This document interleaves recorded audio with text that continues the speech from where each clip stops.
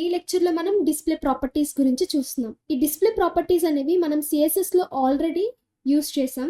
అందులో మనకి display none, display block, display flex, grid ఇవన్నీ యూస్ చేసాం. కాకపోతే బూట్ స్ట్రాప్లో మనం డిస్ప్లే యూటిలిటీ క్లాసెస్ని యూస్ చేసి చేస్తాం.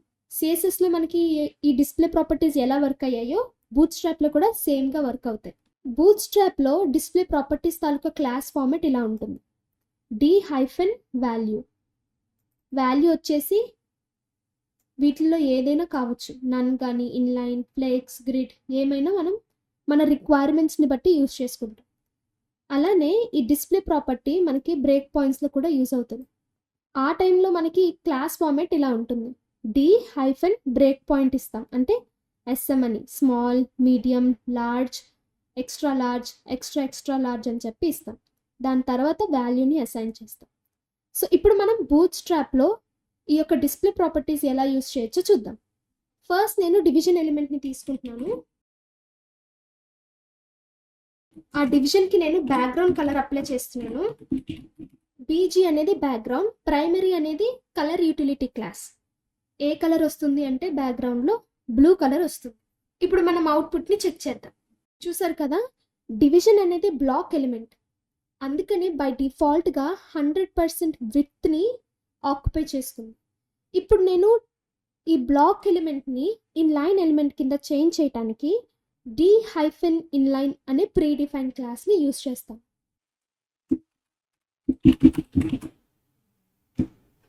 చూసారు కదా, ఎప్పుడైతే నేను డిస్ప్లే ఇన్లైన్ అని యూస్ చేశానో బ్లాక్ ఎలిమెంట్ కాస్త నాకు ఇన్లైన్ ఎలిమెంట్ కింద చేంజ్ అయింది.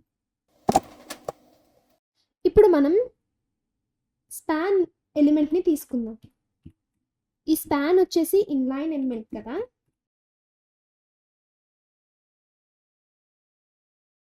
చూసారా, స్పాన్ అనేది ఇన్లైన్ ఎలిమెంట్. ఇప్పుడు ఈ ఎలిమెంట్ని నేను బ్లాక్ ఎలిమెంట్ కింద చేంజ్ చేయడానికి డిస్ప్లే బ్లాక్ అనే ప్రీ డిఫైన్ క్లాస్ని యూస్ చేస్తున్నాను. చూసారా, స్పాన్ ఎలిమెంట్ కాస్త నాకు డివిజన్ ఎలిమెంట్ లాగా విడ్త్ మొత్తం ఆక్యుపై చేసుకుంది.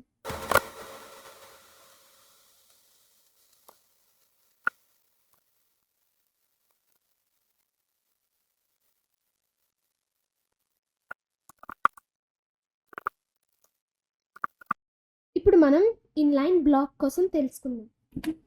d-inline బ్లాక్ అవుట్పుట్ని చెక్ చేద్దాం. సో ఇది ఇన్లైన్ బ్లాక్, ఇది జస్ట్ ఇన్లైన్. మనం ఇన్లైన్ బ్లాక్ కూడా బ్యాక్గ్రౌండ్ కలర్ని అప్లై చేద్దాం. దీనికి నేను డేంజర్ అని చెప్పి అప్లై చేస్తున్నాను. ఇప్పుడు మనం ఇన్లైన్కి అలానే ఇన్లైన్ బ్లాక్కి డిఫరెన్స్ చూద్దాం. ఫస్ట్ వన్ వచ్చేసి ఇన్లైన్, లాస్ట్ది వచ్చేసి ఇన్లైన్ బ్లాక్ కదా. ఇప్పుడు నేను రెండిట్లకి మార్జిన్ అప్లై చేసి చూపిస్తున్నాను.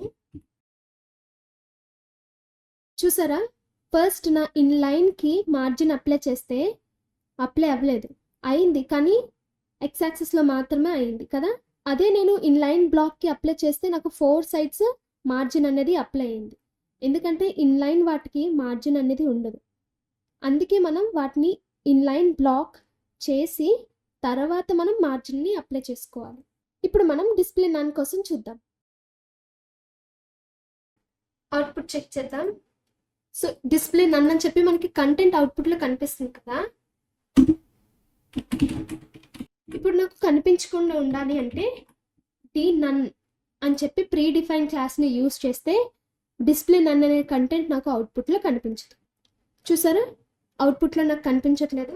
సో ఇప్పుడు మనం ఈ డిస్ప్లే నన్ ప్రాపర్టీని బ్రేక్ పాయింట్స్లో ఎలా యూస్ చేయొచ్చో చూద్దాం.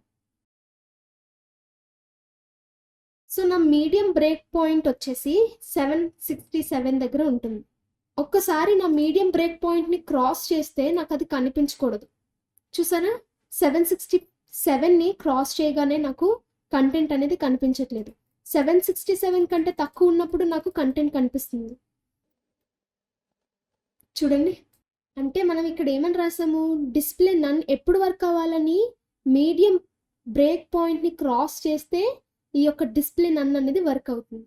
సో అలా మనం ఈ డిస్ప్లే ప్రాపర్టీస్ని బ్రేక్ పాయింట్స్లో కూడా యూస్ చేసుకోవచ్చు. ఇప్పుడు మనం డిస్ప్లే ప్రింట్ బ్లాక్ కోసం నేర్చుకుందాం. ఫస్ట్ నేను ఒక డివిజన్ ఎలిమెంట్ని తీసుకుంటున్నాను. ఆ ఎలిమెంట్కి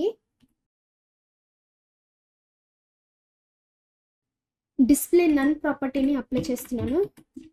అలానే అంటే నాకు డిఫాల్ట్గా అవుట్పుట్లో కంటెంట్ అనేది కనిపించకూడదు. వన్స్ నేను దాన్ని ప్రింట్ చేయాలనుకున్నప్పుడు నాకు కనిపించాలి. అందుకని ఫస్ట్ నేను డిస్ప్లే నన్ పెట్టుకున్నాను. తర్వాత display print hyphen block print block. ఇప్పుడు మనం అవుట్పుట్లో చెక్ చేద్దాం. చూసారా, ఫస్ట్ నాకు అవుట్పుట్లో కనిపించట్లేదు డిస్ప్లే ప్రింట్ బ్లాక్ అని చెప్పి. ఇప్పుడు నేను ప్రింట్ చేస్తున్నప్పుడు చూడండి, ఇక్కడ నాకు ప్రింట్ బ్లాక్ అని చెప్పి ప్రింటింగ్లో కనిపించింది, కానీ నార్మల్ అవుట్పుట్లో నాకు కనిపించలేదు. ఇలాంటి కేసెస్లో మనం ప్రింట్ బ్లాక్ని యూజ్ చేస్తాం. ఇప్పుడు మనం ప్రింట్ నన్ కోసం చూద్దాం.